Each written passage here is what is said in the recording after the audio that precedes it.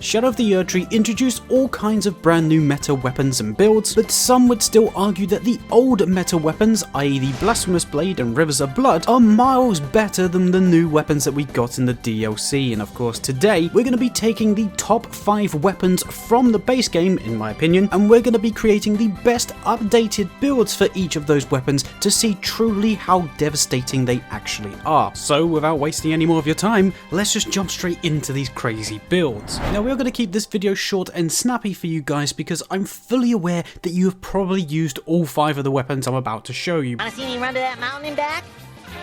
You wanna see me do it again? But of course, since we last covered these weapons, which were probably a good year or so ago now, there have been many updates, so this is going to be the new updated version of each one of these weapons builds, and I will of course be showing some gameplay from the DLC just to let you know how truly devastating they actually are. So spoiler alerts for literally every one of these builds. But to kick everything off, the first weapon I wanted to mention in this top 5 list is actually the first weapon I ever made an ultimate build around, which is the Bolt of Grandsax. As long as the boss fights you're coming up against have a large enough arena, this thing is an absolute cheat code because, as you're seeing from the gameplay in the background, you can just sit at a very comfortable range, because the range on this thing is nuts, and spam your Ash of War button to victory, as you can deal upwards of 10,000 damage as you pierce through your enemy skulls with that huge bolt of lightning. Now, all I will say is this build is going to utilize the best damage for this particular weapon,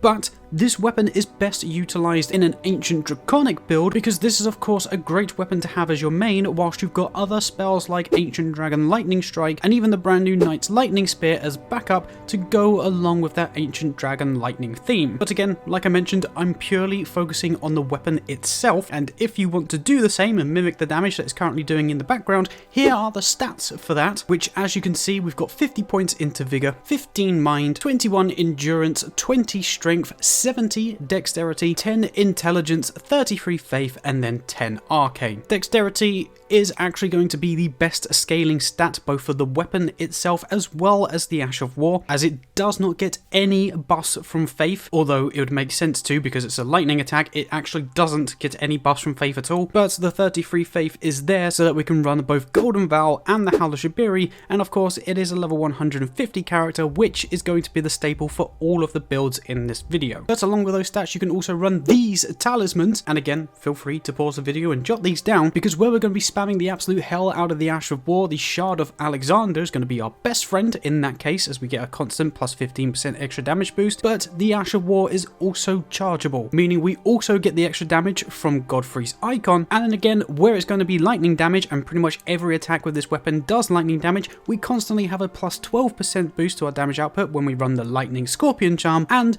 where we can use this at such a long range, it means we're too far away from our enemies to get hit ourselves, so we're pretty much constantly going to have the active buff of Ritual Swords Talisman, which gives us a plus 10% extra damage boost whenever at full HP. But of course, to finish the build in the Wonder Physic, I highly recommend that you run both the Lightning Crack tier and a Dexterity Knot tier to boost your Dexterity up to 80, hitting that final soft cap, whilst also giving you an extra plus 20% to any lightning damage, which again, this weapon purely does lightning damage pretty much. So with pretty much every attack that you do with this weapon, you'll be doing a ton of damage, and of course is extremely useful, especially against those boss fights in bigger arenas. But of course, the other 4 weapons I want to show you are also even more incredible than this. In fact, the 4th one is a very big jump up because the weapon that we have at the number 4 spot is going to be the infamous Rivers of Blood. Yes, the weapon that doesn't really need an introduction. I know everyone and their nan has used this weapon and also have probably made a build guide for this weapon, but because I'm one of the only people that hasn't done that, I thought I would feature it here in this video. But not only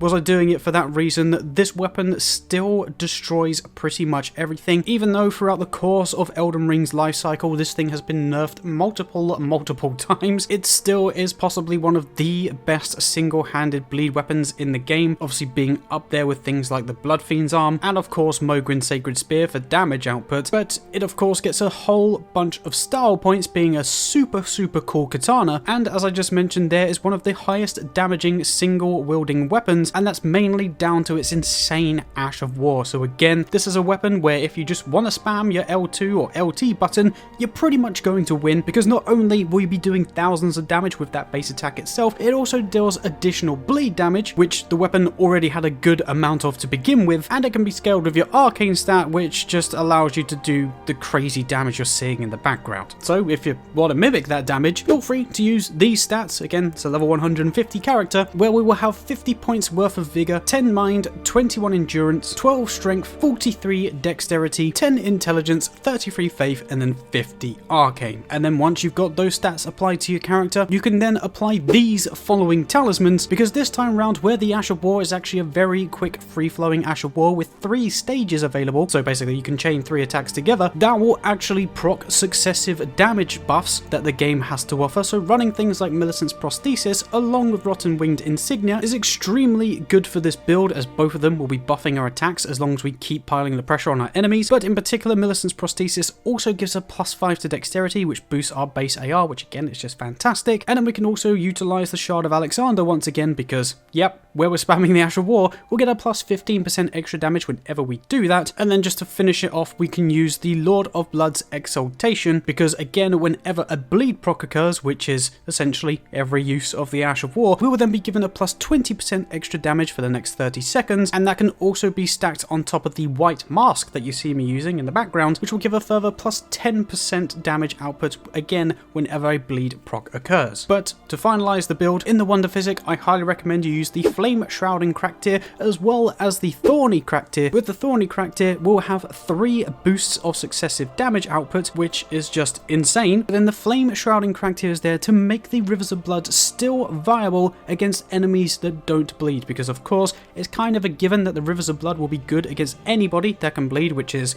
about 95% of the enemies in the game. But Rivers of Blood is a blood flame type weapon, which does deal additional fire damage, so by having the Flame Shrouding Crack tier in there, that will just give us a boost to our base AR essentially, which will still allow you to deal thousands of damage against enemies like Radagon, for instance, that don't bleed. You can also still utilize the White Mask and the Lord of Blood's Exaltation against those enemies by having another weapon with, say, Seppuku on it. But as I say, even if you don't want to do that and go the extra mile, just by having this setup is still going to be good enough to not only destroy the base game, but also destroy the DLC too. But if you're tired of using the Rivers of Blood, you can of course use this next weapon that we have in the 3rd spot, because this is going to actually be one of my favorite weapons in the game. And yes, it is none other than the Dark Moon Greatsword. So it's actually a very big contrast from the Rivers of Blood, because where the Rivers of Blood was doing a lot of quick attacks and setting everyone on fire and bleeding them, this time round we are delving into much heavier hitting attacks at a slower rate, but also dealing just as much damage. Again, I probably don't need to tell you the powers of the Dark Moon Greatsword, but for those of you that don't know, the unique thing about this weapon is when you use the Ash of War, you infuse the Dark Moon Greatsword with the Moonlight abilities, which changes your charged heavy attack into a ranged attack. You can still hit enemies with the weapon itself whilst doing this, and that is now kind of the preferred way to utilize the Dark Moon Greatsword, because beforehand the projectile you sent out basically did the same amount of damage and stance damage as if you were to hit your enemies with the weapon physically. But recent updates and patches have changed this, so you no longer deal the insane amount of stance damage anymore, nor do you deal as much damage. So it is best for us to try and use this weapon now like any other greatsword, so basically staying on top of our enemies whilst using the charged heavy attacks, because that way you will still be destroying absolutely everything, doing thousands of damage and breaking your enemies' poises really easily. So if you want to mimic that craziness, here are the stats that are required for this build. So again, we've got 50 vigor in this build, 15 mind once again, 24 endurance, 16 strength, 11 dexterity, 70 intelligence, 33 faith, and then 10 arcane. So very similar to the Bolt of Gransax, other than hitting the minimum requirements for this weapon, i.e. 16 strength and 11 dexterity to wield it correctly, we just pump everything into intelligence this time, because that is going to be be the best scaling stat for this weapon, and that again goes for both the usual attacks that you would normally do as well as the enhanced attacks with the Ash of War applied. And again, because we've got 70 intelligence in this build, that allows us to basically use any of the spells that are available in the game, so you can also utilize this weapon in a battle mage build where you utilize all of the crazy different sorceries. But again, for the purpose of this video, I'm trying to get the best out of the weapon itself, and if you want to do exactly the same, these are the talismans that I recommend that you run. So again, we're utilizing the damage from the Ash of War. Alexander's Shard is again utilized in this build, and the brilliant thing is when you use a charged heavy attack after infusing your weapon with the Ash of War, you do actually get additional damage from Godfrey's icon because it treats it as a charged skill or charged move. So Godfrey's icon does improve your damage output with the charged heavies after you infuse the weapon with the Ash of War, but again, we will rely on Ritual Swords Talisman for again additional damage, and then the Magic Scorpion Charm will give us a plus 12% extra damage just with pretty much every attack that we deal with the weapon, because it is a magic based weapon. And then again, because of that, in the Wonder Physic, I highly recommend that you run both the Magic Shrouding Crack tier as well as the Intelligence Knot tier to again hit that 80 soft cap, this time for intelligence of course, but also give yourself a plus 20% boost to your overall magic damage. And then the other benefit with this weapon is again, where we've got so much intelligence, we can also use the additional buff of Terra Magica, which yes, has been nerfed. It used to do an extra 35% extra damage, but I believe now it only does 22.5% extra damage. But even still, that is a very healthy buff for this build. So if there are certain boss fights where you can get Terra Magica down on the floor, I'm sure you've probably seen me use it a couple of times in some of the fights in the background, I highly recommend doing so because like I say, you'll be buffing your attacks by another 22.5%. And although, again, much like with the Rivers of Blood, this thing has been nerfed to high heaven, it is actually still one of the most powerful weapons in the game. And like I mentioned earlier, when you also throw in the fact that you can apply frostbites to your enemies, if for whatever reason you are in a boss fight that takes a little bit longer than usual, the weapon just essentially grows stronger as the fight goes on, making it even more powerful than what it was originally. So yeah, it's definitely a weapon that I highly suggest that you use if you haven't used it already, and it is more than capable of pretty much defeating everything in the DLC, as well as of course the base game too. But of course, there's still two more weapons that can also do just as good, if not actually a little bit better. And the second to last weapon I want to mention is going to be the Maria's Executioner. A very, very close second, not only in this list, but also to my favorite weapon of all time. Maria's Executioner is basically a one-shot machine because again, yeah,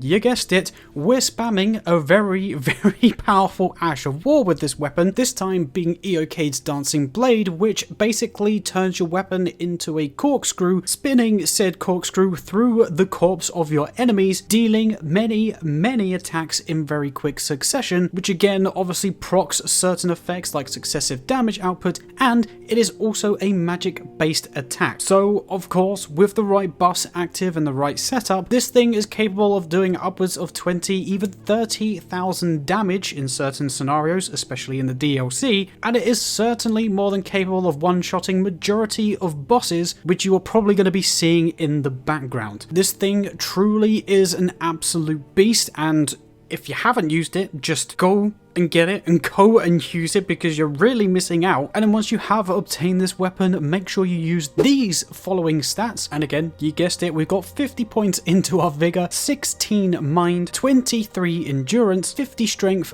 14 dexterity, 10 intelligence, 33 faith, and then 33 arcane. This again was kind of like the best stat distribution for a level 150 character whilst maintaining enough faith for Golden Vow and Howl of Shibiri, because although like I mentioned before it is a magic based weapon, it does actually require arcane to scale it, and it is a split scale between both strength and arcane, strength being the primary and arcane being the secondary, but it also does have a dexterity requirement of 14, which is why obviously we got the stats in the way that we do. But as I mentioned earlier, this amazing attack does a lot of hits in very quick succession, So by running these following talismans, we're going to be doing a juicy amount of damage, and of course that does include using things like Millicent's prosthesis and the Rotten Wing insignia again, and again where the Ash of War is going to be the main star of the show, and the fact that it is chargeable, we can utilize both the Shard of Alexander and also Godfrey's icon again to get the best damage output possible with the Ash of War itself. But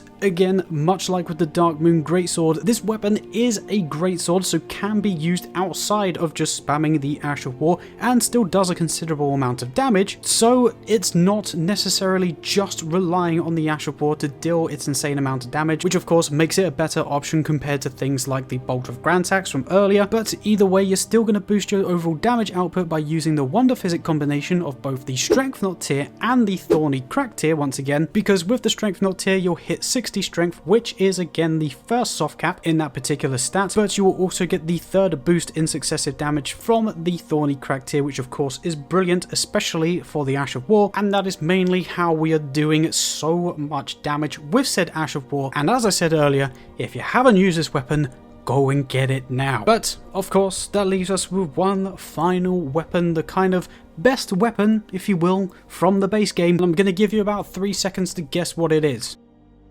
Yeah, it's the Blasphemous Blade. Again, a weapon that I don't really need to introduce you to, but again, if you haven't got it yet, it is once again another unique greatsword, this time infused with the power of fire, and more specifically volcanic lava. And again, we can utilize the art of spamming the Ash of War to not only deal thousands and thousands of damage, but this weapon also heals you. Yep, that's right, this weapon heals you every time that you successfully hit an enemy with the Ash of War. You don't need to kill them, just by simply hitting them with the Ash of War, you will be healed, but then you also get healed even further when you do defeat enemies, basically allowing you to pump everything into your cerulean flasks instead, because you can essentially become invincible or like a vampiric flame lord with this weapon. And the best bit about it is, again, this weapon does upwards of 10 to 15,000 damage with the right buffs simply with that Ash of War. So yeah, it does monstrous amounts of damage, heals you, and also does a good amount of stance damage at the same time because it's a greatsword. Like, there's just, yeah, not a lot wrong with this weapon.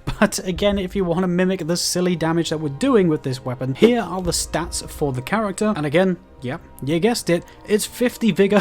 for this one as well, along with 20 mind, 24 endurance, 30 strength, 15 dexterity, 10 intelligence, 70 faith, and then 10 arcane. And again, where it is a fire-based weapon, specifically with the Ash of War, you will get the best damage boost with the faith stat. Even though it's not the primary scaling stat, faith is still the best to delve into just to utilize that insane Ash of War. But if you still want to utilize the main greatsword itself, then definitely try and put some more into strength. But 30 strength is more than enough in my opinion, especially if you're two-handing the weapon. But again, whether you're using the weapon just for the greatsword capabilities or the insane Ash of War, here are the talismans I recommend that you run with the Blasphemous Blade. And of course, this time around we're focusing on the fire damage aspects, because we are indeed running the Talisman of Dread and also the Fire Scorpion Charm, because the Talisman of Dread gives us a plus 15% extra damage boost with any lava-based attacks, which the Ash of War is a lava-based attack, but then the Fire Scorpion Charm just gives us a base plus 12% extra damage boost with any fire attack, so any attack with this weapon. But again, where we're spamming the hell out of the Ash of War, the Shard of Alexander is back once again, and then we can also finish it off with the Ritual Swords Talisman, because again, as long as you're at full HP, you'll get a plus 10% damage boost whenever that is the case. And then again, just to finalize this particular build in the Wonder Physic, I highly recommend that you run both the Faith Knot tier and also the Flame Shrouding Crack tier, because again, Faith is going to be your best friend in this build, so getting it all the way to the final soft cap is the best thing to do. And then of course, the Flame Shrouding Crack tier will just give us an overall plus 20% boost with literally any of our attacks, which of course is helping us deal the crazy damage that we're doing. And yeah, the same goes for pretty much all of these builds, but the Ashes of Wars are the stars for all of these weapons, and they're the things that are doing the insane amount of damage. But each one of these weapons do have their own movesets. Obviously the last three are all great swords, so again, you can just use the normal charged heavies to deal an immense amount of damage and stance damage, and the same goes for the jumping dealing heavy attacks too, but then with the Rivers of Blood you can use that katana with the quick attacks, and its innate bleed build up just to deal a lot of damage just with again its base quick attacks that it has. And then with the Bolt of Grandsax, like I say, you've got a giant spear essentially that has a brilliant thrusting moveset which can catch a lot of people off guard and does have a decent amount of range. So although all of these weapons are mainly here because of their Ashes of Wars,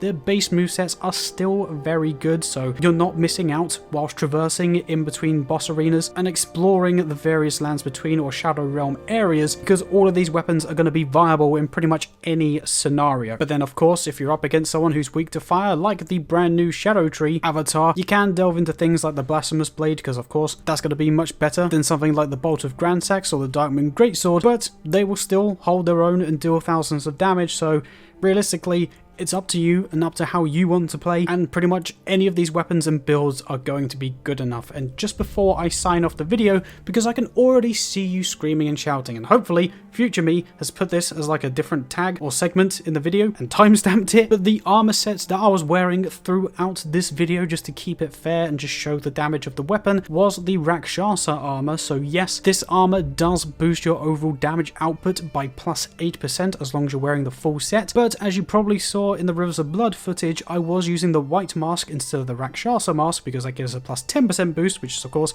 better than the plus 2 that you get with the helmet, as long as obviously you proc bleed. But also with the Rivers of Blood, you can actually use Anshbak's set, because I believe that will give you a plus 11%, or at least roughly around about 11% boost as long as you're using the rest of Anshbak's set. But that does require you to fully beat the DLC, which is why I haven't mentioned it and why I didn't include it in the build. But the Rakshasa armor is still viable and can be got relatively early throughout the DLC, so that is what we were rocking for every single one of these builds. And then the buffing sequence as well before going into any fight utilized Howler Shibiri and the various items that give a damage output boost whenever a madness proc occurs. So that includes the Black Dumpling as well as the Maddening Hand and also the Aged One's Exaltation Talisman. The Maddening Hand and Aged One's Exaltation are again obtained by going to the Abyss area in the DLC. So if you have got those items, I should hopefully be showing you on screen the sequence of buffs that you should be doing before entering a boss fight, just so then you have the maximum damage output with all of these builds that I've shown you. But if you don't have those items, don't worry too much, because again, you can just rely on the setups that I've shown you. You just might not necessarily be doing as much damage. So instead of doing say 10,000 damage against a certain enemy, you might only be doing 7 or 8,000. But either way, that is all the information you need to know about these builds. Obviously, feel free to go back, pause the video, take note of all of the talismans that I've shown you. And I know this is again a video that basically covers stuff that most people will be using already, but as I mentioned in the intro, some people believe that the new weapons are much better than the old weapons from the base game. And after seeing this video, I want to extend that question to you guys. What do you prefer? Do you prefer the new weapons that we obtained in the DLC and the kind of new metas with things like the Euphoria and the Blood Fiend's arm, or do you prefer these set of weapons and the previous metas that we had? Because I can't lie, in terms of a damage output, they're all pretty similar. But of course, get the conversations down in the comments and let me know what you think about that. And if you happen to enjoy this video or these builds help you out in any way to defeat the DLC, then definitely make sure you hit that like button down below too, as not only does that greatly help out the channel, but it's also the quickest way to let me know that you enjoy these types of videos and want to see more of them. And other than reminding those of you that are new around here to subscribe to the channel so that we can try and get to 35,000 subscribers by the end of the year, I have basically said everything that I need to say in this video, guys. So hopefully this has been an enjoyable one for you. Like I say, let me know what you think about the new versus old weapons, and other than that, I hope you're having a fantastic day. But I guess for now, I'll catch you in the next video of whatever it is that we make. Bye bye.